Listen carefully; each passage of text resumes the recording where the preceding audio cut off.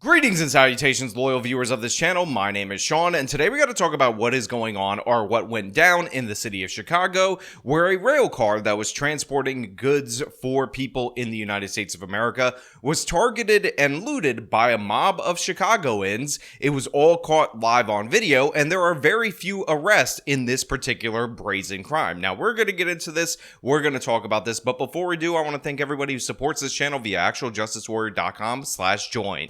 Give me the money. Give me the money.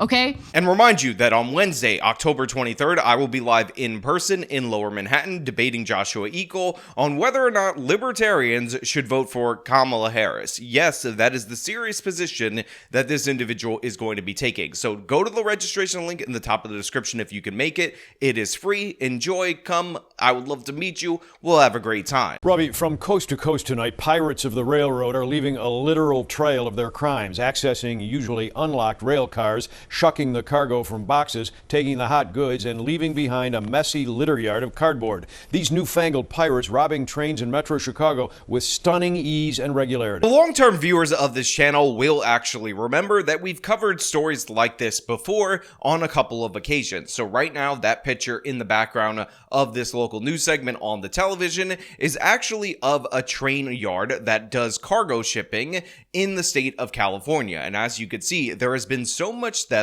so much looting in that particular location that the entirety of the tracks are covered with cardboard. Obviously, that is clear for those of you who are not listening via podcast, that is what is going down right there. But in addition to this, we actually saw a great train looting that occurred during the Black Lives Matter riots in the city of Chicago, and that video went viral, but it might not be something that you recall because there was so much crazy and insane criminality during the Black Lives Matter riots, the most destructive riots in American history, that may have just been memory hold for you. Well, the thing is, 4 years on from the BLM riots, this is still occurring. This is something that is still happening, and as you can see with this new footage, it's happening in the city of Chicago once again, and these people are not innocent angel baby Aladdins trying to steal money in order to feed their starving families. These people are stealing televisions and all kinds of luxury goods in train carts that are normally unlocked because there was no reason to lock them,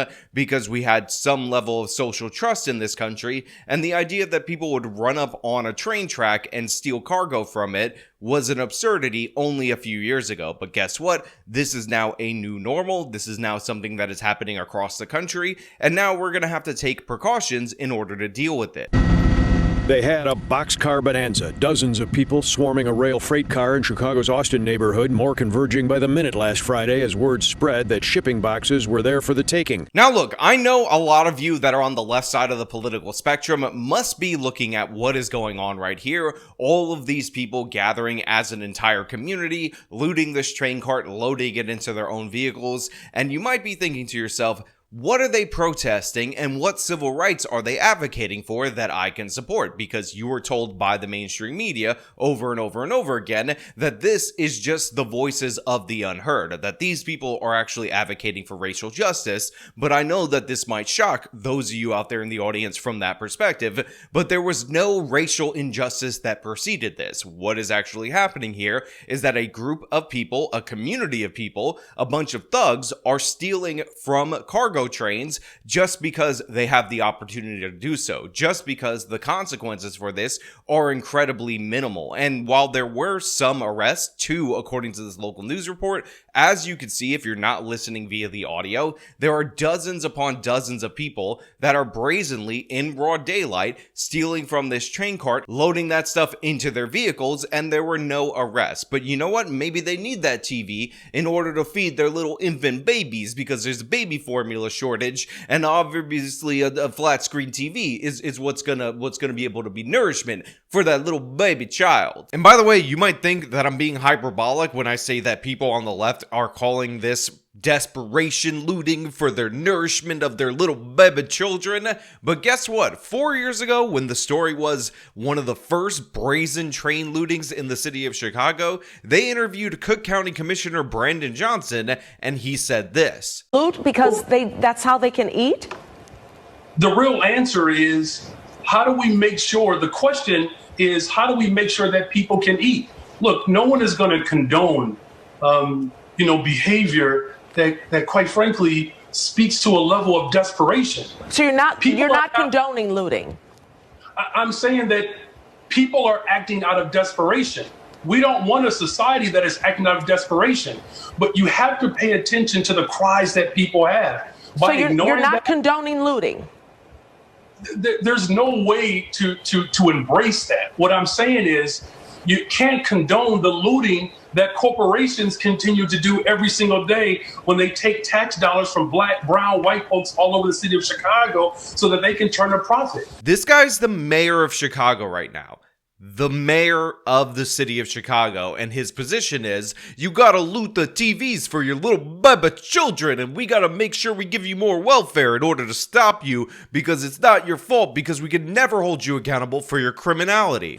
Tonight, police charging these two Chicago men with theft, 21-year-old Lamar Hollingsworth and 53-year-old Derek Weathers, who also faces marijuana charges. So these people right here are the dumbest of the two, in that they were actually arrested for this, because as you can see, a bunch of people were caught on surveillance video committing these crimes. It was actually being broadcast live via this helicopter during the course of the crime, and these are the only idiots that ended up getting caught. Now, of course, there were charges for theft. One of them had marijuana possession, but the fact of the matter is this nowhere near addresses the problem. And if you're looking at this on the news and you see hundreds of people looting a train, getting away with TVs, thousands of dollars worth of goods, and only 2 people get arrested, the risk calculation is definitely within the criminal's favor. And that is one of the major problems that is going on in the city of Chicago. And I will remind you that Brendan Johnson, while he's trying to force the school board, the mayor of the city of Chicago, for those of you who are unaware, to borrow a high interest loan so he could pay off the teachers union,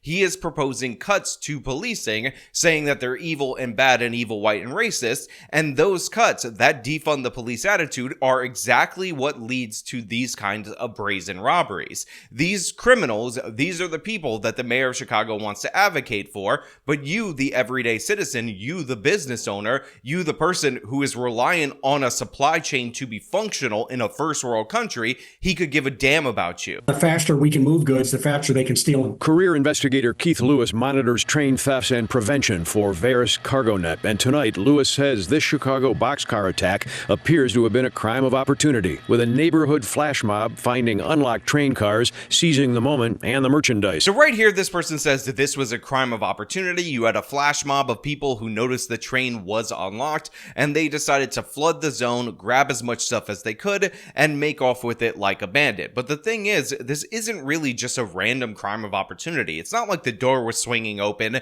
and there was a big neon sign that said, free expensive stuff right here. These people had to spot the train. They walked up to the train, they unlocked it, and then multiple people decided to go and loot as much as they could. And as this was broadcast on social media and again live by the news, more and more people ended up storming the train. So this is not just random opportunity, this is bad behavior, a culture of criminality on full display. And the victims of this are everyone in the United States of America, because Chicago is at the dead center. It is a huge line where a bunch of different supplies end up moving through, and now everybody's going to have to deal with those supply disruptions due to the fact that these criminals don't have respect for anyone and will steal anything if given the opportunity. CargoNet charting 174 Illinois cargo thefts so far this year, on the increase since 2020. So they're reporting right now 174 cargo thefts this year, and I need you guys to understand that this level of an incident, these many people stealing this much stuff from this train, counts as one instance. But also very notable is that it is on the rise since 2020, and this is not related to the pandemic. Again, crime was going down prior to the death of George Floyd. This is related to the Black Lives Matter effect. And again, this is treated like it's a normal part of our everyday lives, when the fact of the matter is these types of lootings were not common before 2020. Sure, they happened. Sure, there were break-ins. Sure, there were robberies. We all understand that. But the fact of the matter is is, it has continuously increased since 2020, and even when you get a decline, it does not go back down to 2019 numbers. That is because the criminals are emboldened by woke criminal justice laws that cater to them, that protect them, that excuse them, and a culture that embraces the thieves, that excuses their behavior. And again, when people see looting on television, this culture is so toxic, people then join the looting because they're like, wow, nobody's stopping it. Isn't this great? Aren't we fighting for civil rights or whatever? Trailers aren't all that difficult to break into. Typically, they're not locked, just a seal, plastic or metal seal, and they're very easy to get into, which brings us into why. Why are there no high-end security locks on the trains? It's a logistical nightmare getting the locks on. Once the train gets delivered, how do I get the key, the combination? So yeah, one of the reasons why these trains don't have locks is because if they have locks, then you have to transport the keys. You have to have the keys both on the locking point and of course on the recipient point. And that ends up becoming a disaster and ends up negatively impacting our economy. But the fact of the matter is, this system was working for a very long time. It prioritized efficiency, but we're all going to have to bear the brunt of the cost and the time delays that are going to occur once they have to step up security based on the fact that these criminals don't have any respect for the law and they continuously reoffend. And they end up cutting to a headline which honestly makes me laugh because it references the great 21st century train robberies, train heists, which are something that people will recall from movies back in the day. And they even do the old-timey black and white, except for the fact that this happened last week. This happened probably today. 174 instances in the month of October in a single year. This is commonplace. And again, those are only the instances that occurred in the city of Chicago, in this particular train station. We opened up with an image of how bad it's gotten in the state of California. Rail shippers also plagued by train theft organizations, pulling off the great freight train heist of the 21st century, according to the New York Times, that depicts an Old West gang stealing Amazon boxes. So look, as you just heard right there, this is a reoccurring problem. This is happening in multiple states, multiple jurisdictions, and there are varying levels of sophistication that are going on with these crimes. Sometimes they'll disable the train, again, causing more and more damage when they do that, but other times they just wait for it to come to a stopping point and then they end up intercepting these goods, and probably they have some inside information. There's some organized crime as an aspect of this because they seem to have the ability to target specific carts with valuables because they might likely know what's in these carts. So this is what is going on in the United States of America. This is yet another supply chain disruption that we all have to deal with, and because it's so impractical to secure each of these individual freight carts. Crews coming over from the LA area of California, driving all the way to Western Arizona and breaking in the trains there. It's different type of MO where they actually disable the train and cause it to stop, or they wait for the train to stop and then they break into specific trailers. But the fact of the matter is, if they do end up implementing security, that is going to cause long-term consequences for everyday consumers, both in time and in terms of money, and that is going to make the entire population poorer. That outrageously bold cargo theft on our chopper video still being investigated tonight by CPD and Metro Police, according to Union Pacific rail officials who say they are also on the case. Rail burglaries are not victimless crimes, Union Pacific says. They are crimes that pose safety threats to the public, rail employees, and local law enforcement. Again, I've talked about on this channel repeatedly about how crime drives poverty, and this is a perfect example of that. Consumers are going to have to pay more and more for these goods. They're going to have to pay more and more for these security methods. They're going to have to deal with longer wait times. And again, while we're seeing people steal what looks like flat screen TVs in these particular instances,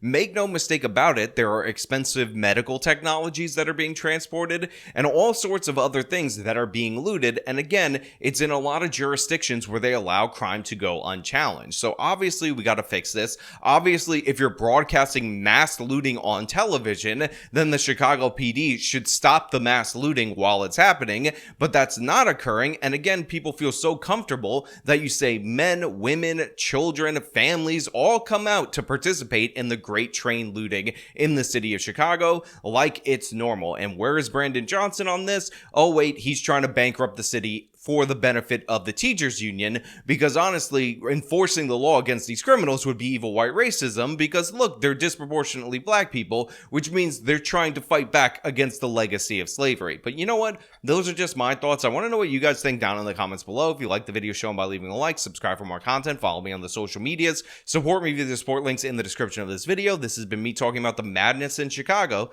Till next time.